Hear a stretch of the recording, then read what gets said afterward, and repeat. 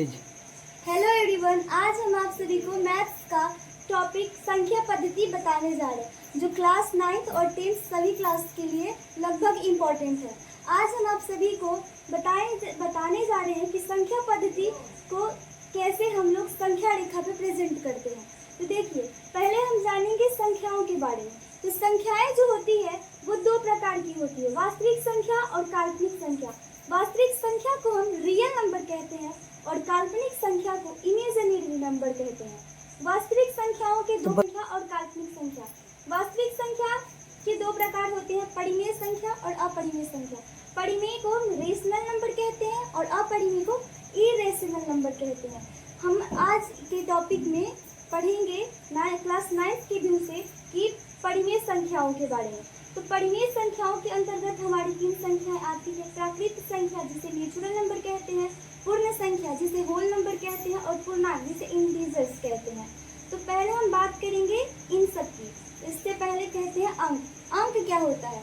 अंक जो होता है 0 से लेकर 9 तक की जितनी भी हमारी संकेत होती है, संख्याओं को रिप्रेजेंट करने के लिए हमें एक संकेत की जरूरत होती है जिसे हम अंक कहते हैं। हमारी अंक 10 होती है 0 से लेकर 9 तक। अब आगे बात करते हैं भिन्न की। तो भिन्न क्या होता है?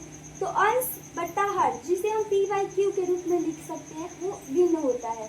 देखिए, अगर हमें इसे याद रखना होगा कि कौन अंश है कौन हर है, जैसे हम एग्जाम्पल लेते हैं, ये 5/4 एक हमारा भिन्न हुआ। तो अगर हमें आपसे पूछे कि इसमें अंश कौन है हर कौन है, अगर कंफ्यूजन हो तो कैसे समझेंगे?